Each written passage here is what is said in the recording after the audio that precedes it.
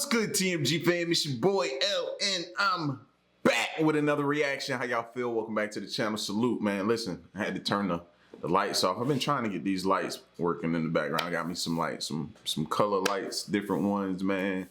I got the nano leaf on the wall. Like, I'm gonna show y'all my inside of my studio, man. That Queen putting together. She doing her thing. I gotta give her props, but don't nobody tell her that I give her props. All right, I'm never hear the end of it.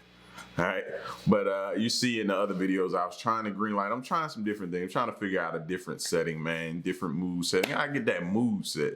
You know what I'm saying? I like energies, all that type of stuff, moods. It sets the tone for certain things. And bro, we are back with somebody who needs no introduction. None.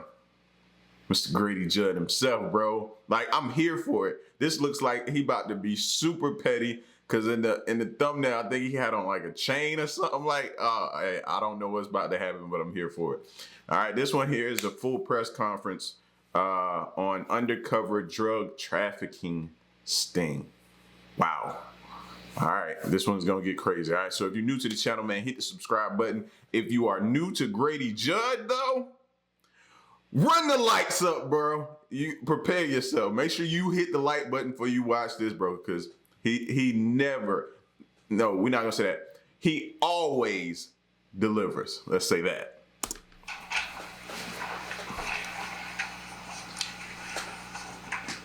Thank you very much for being with us today. It is an honor and a pleasure to be with Chief Chris Velasquez from the Lake Wells Police Department, Chief Lloyd Stewart from the Haines City Police Department, and our resident agent in charge for the Florida Department of Law Enforcement, Brandon Shealy.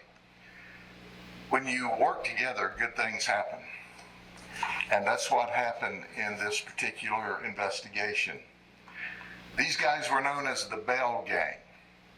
Today we talk about the Bell Gang has the Bell Gang blues because they're locked up in the county jail. But let me tell you how this began. It goes back as far as March of 2020, when FDLE and Lake Wells Police Department were investigating a group of people that were dealing in cocaine, methamphetamine, and cannabis. You know, all three of those low-level nonviolent drugs people want you to think are low-level nonviolent drugs. Trifecta. In November of 2020, the Sheriff's Office was investigating a gentleman by the name of James McClain. And as we did our deconfliction on the investigation, our undercover detectives determined that we were all working the same group of people. So we began a joint investigation. Now let's fast forward. As this investigation occurred, our detectives thought the best way to deal with this is with what we call a Title III in federal courts, or 934 in state courts. It's a wiretap. Look at your boy, I already knew what it was, yo. I was like, wiretap? Listen, bro, I'm telling y'all, I be on it, man. It's where we listen to their phones. We go online with them with a court order. So our detectives working together in February of 2021 went up on the first telephone, and they went up on the phone of James McClain.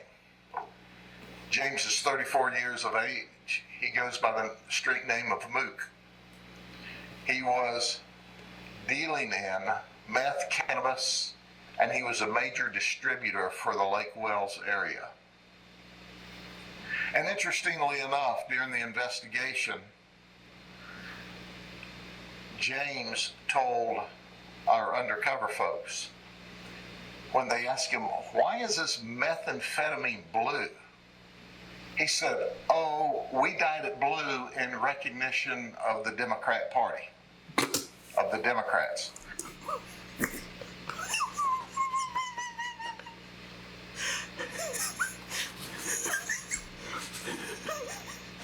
Hey man, he got a little bit. He was being patriotic, man. He was being very patriotic, bro. That's what it. I dotted blue for the Democrats. Yo, that's the first. He better not have said that. Now, I'm not sure the Democrat Party would be proud of that, but that's why it was blue, according to him.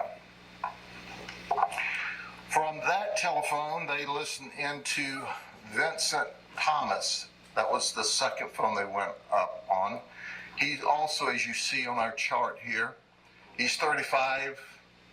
He's a major distributor in and around the Lake Wales area. And he's also a rapper. He's known as Cheese. And you'll hear more about him in just a second. And then the third one, whose phone we went up on. So we got Mook and Cheese. Almost like mac and cheese. Like, he should have switched his name. That would have went like a little bit, but like, nah, we mac and cheese. One was Patrick Fields. Patrick Fields is known as Big Pat. He's also a rapper. In fact, on the street, he's known as Big Pat Bank Account.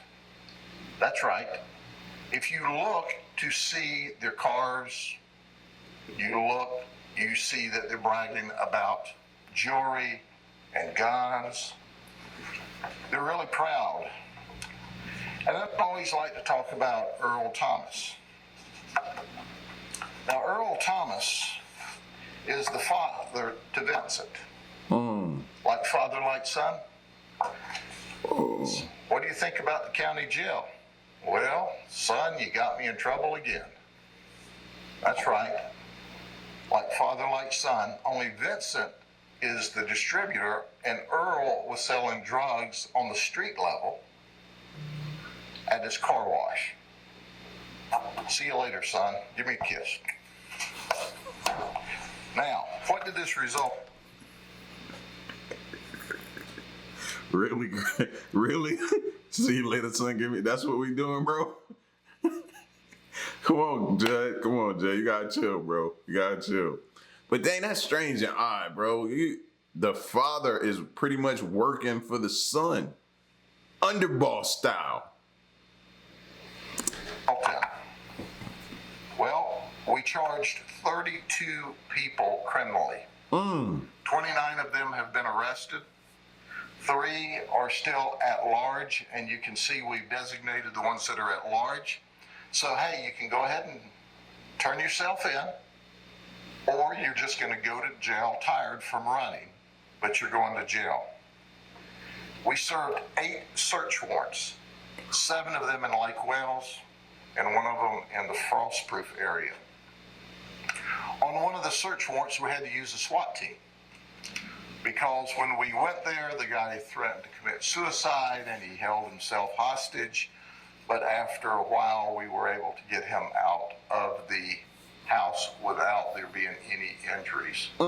It was touch and go for a few minutes, but once again, we had our best trained deputies and law enforcement officers there, and we were able to work through that. We seized 11 firearms. 2 of them were reported stolen to us. So let me let you see this. And let me let you see the marijuana. And Chris, can you hold that for me, Chief? And then you tie that to the money.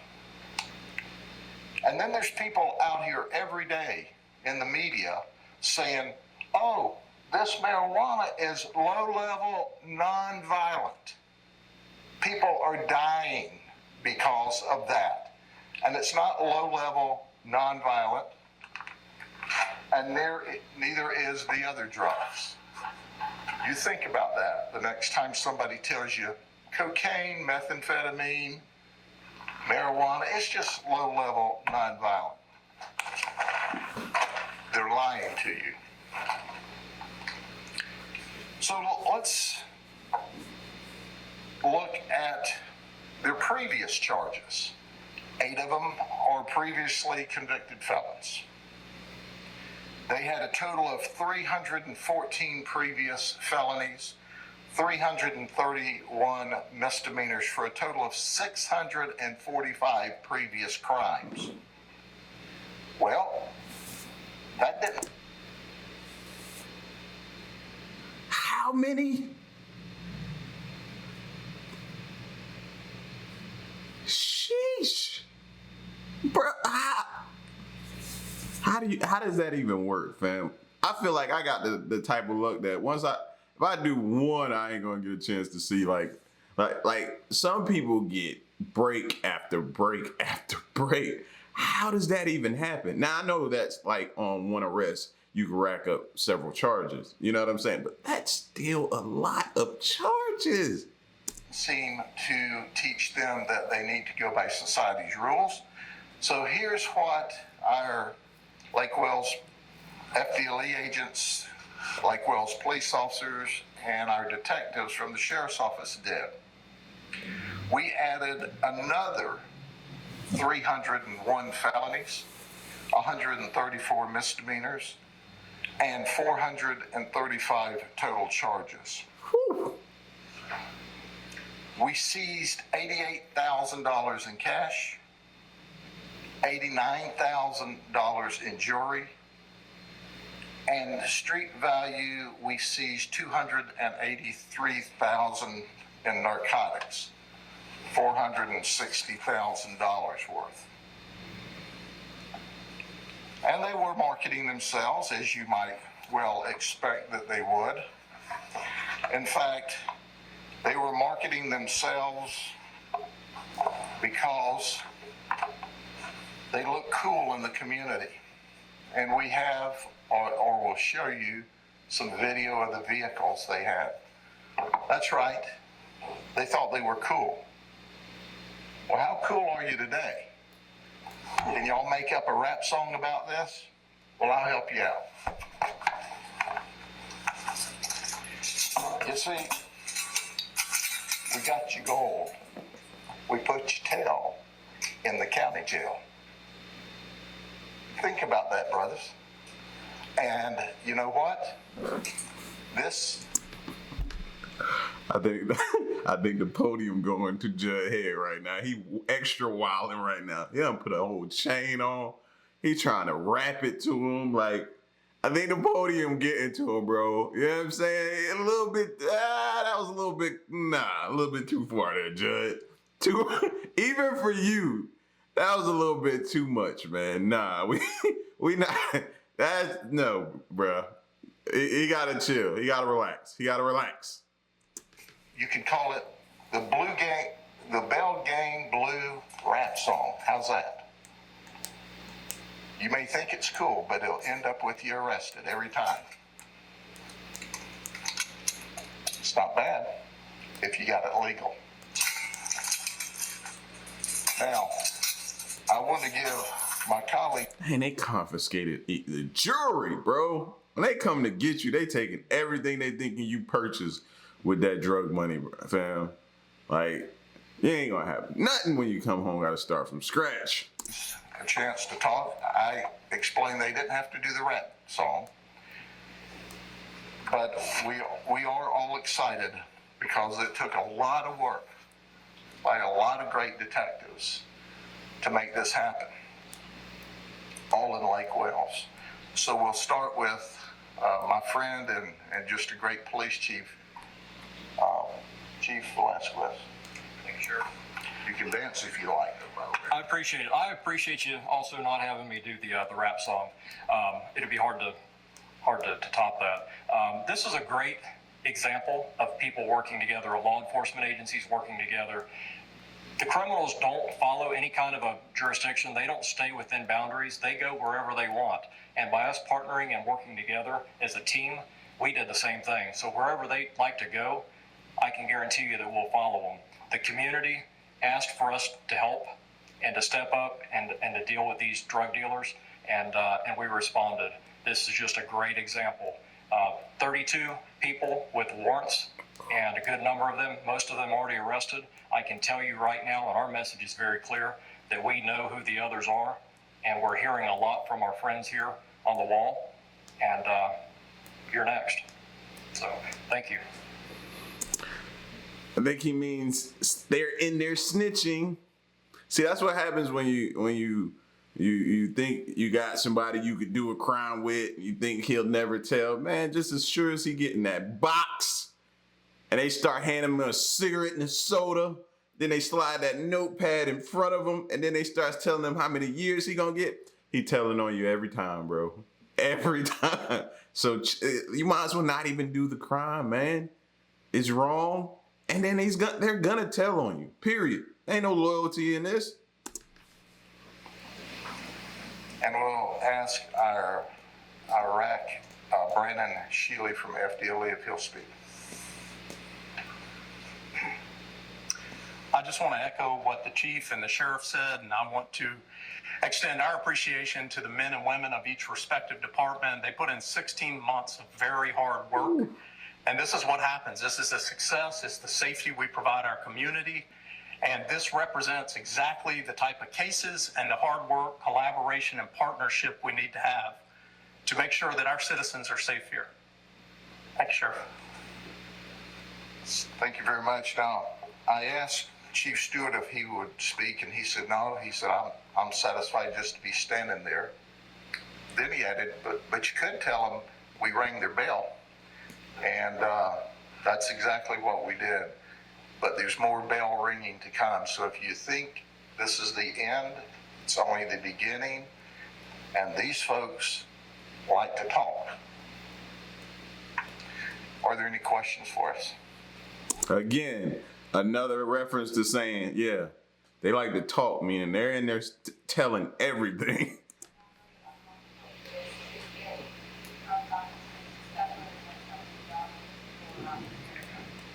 These are the folks. Now, some of these people were users of drugs. For example, Angela, we have a warrant for. She was not selling, she was using.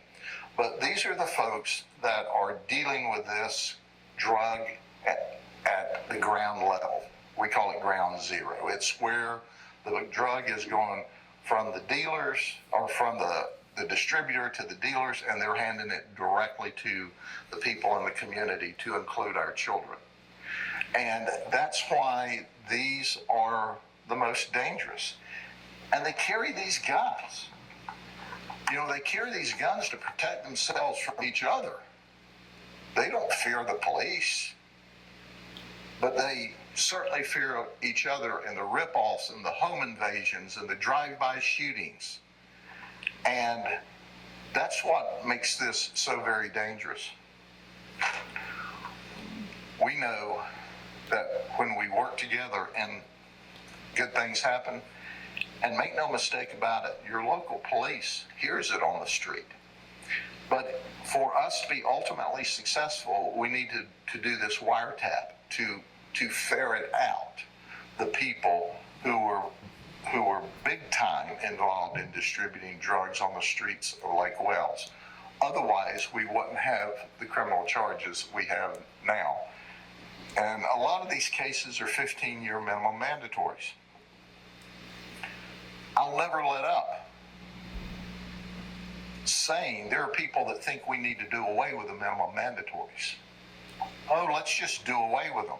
Oh, so they can distribute these kinds of drugs to your children and not be held appropriately accountable? Oh, so they can just have their guns and they brag with their gold and their fancy cars? So right there, I want to know y'all views. He's basically alluding to, you know what I mean, marijuana becoming legal in a lot of states. I'm not sure how Florida's laws are. I know Georgia's way strict. We ain't gotten there yet, like a California or Washington State or anything like that. Yeah. What are y'all thoughts? I want to see y'all debate in the comment section. When you show a bunch of kids cash, they think it's cool. And you don't think they should be held ultimately responsible? Fortunately, the overwhelming majority of the Florida legislature gets it. Our governor gets it. And we're going to keep locking people up like this because this is where it's going to the kids on the streets.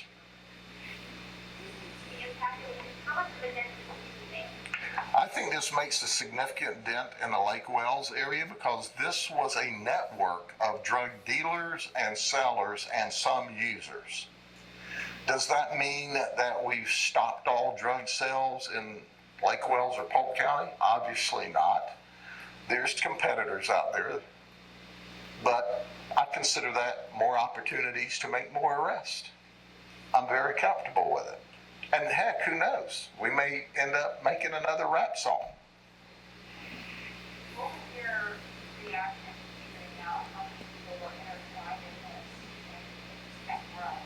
We truly expected that, but that's why these types of 934 investigations are important, because otherwise you can't always sew together the distributors and all of their partners. And we were able to do that. This takes a lot of work. It takes a lot of time. It takes a lot of legwork behind the scene that you don't see. You said that you guys are trying to get a lot more. Going forward, you expect there to be a lot more cases like this? Well, first and foremost, we're going to work with the state attorney's office and see if we can bring additional charges to them. I like racketeering. Racketeering is a 30-year minimum mandatory, or I'm sorry, it's a 30-year felony. It's a first-degree felony. So it's not a minimum mandatory, it's a 30-year felony. So I want to look at racketeering charges, at least for the kingpins here. In addition, That's another dangerous word to throw on them, bro. When they start throwing that word kingpin, the charges that come with that, whoo. into that, some of these people are going, oh, wait a minute. No, I'm just selling drugs to get along here, and some of them will cooperate or are cooperating and are pointing out other drug dealers and other distributors. We're coming for them, as the chief said. So it's like dropping a pebble into the water. It started out as a little ripple, and now we've got some big waves, and we hope a tsunami overcomes these drug dealers as we try to wash them away into the prison system, because that's where we can make a difference when they're not on the street selling drugs and not on the street pointing guns at people. And make no mistake about it, they don't carry these just for looks. They don't carry these for any other reason than self-protection and intimidation for whoever they're dealing with at the time. Anything else?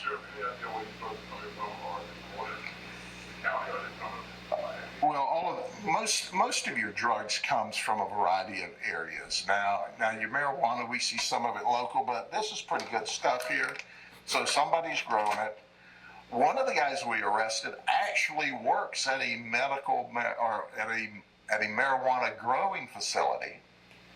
But the drugs that we caught him with was that he was buying from someone else. So it wasn't from the facility he worked at, but he actually worked in a Lake Wells facility that legally grows marijuana, at least by state law. Anything else? Thank you all very much. Have a good day.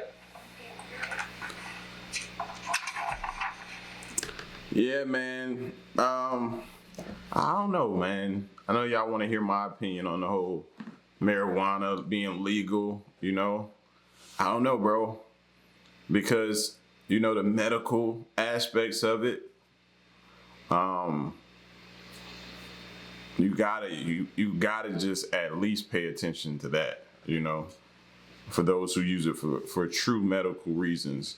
For those who use it leisurely, I mean, to me, it's just like alcohol and guns, bro.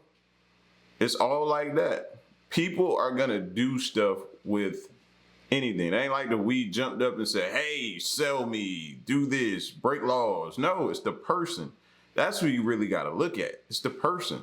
You know, a person can drink alcohol responsibly, but then you have others who drink it irresponsibly, and then they take it out, and then they go and they get in a wreck, and then something happens. Do you blame the alcohol, or do you blame the person? It's the person, bro. You know, two people could walk up, grab that marijuana, and do two completely different things with it. One to use it just in his home, personal use, never do it. Somebody else know it's illegal to sell, distribute, do all this type of stuff, and they still do it. You know what I'm saying? It is what it is. So to sit there and say, oh, well, this is why I'm trying to get it off the streets, because this comes with guns and drug money and giving it to the kids. You know what I mean? I don't wholeheartedly agree with that. And that's just my opinion. But I'm interested to hear yours. You know what I'm saying? Because to sit there, like, if we do that, then we got, like I said, then we got to do that with alcohol. We got to do that with guns, because